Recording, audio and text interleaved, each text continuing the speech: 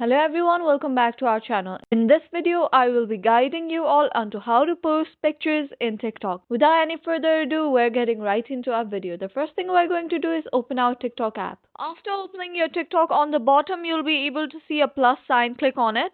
Here you can either record a video or upload pictures or video. We'll be going towards the uploading our pictures. On the bottom right side, you'll be able to see our option upload. Click on it. Here you can choose to upload how many ever pictures that you prefer.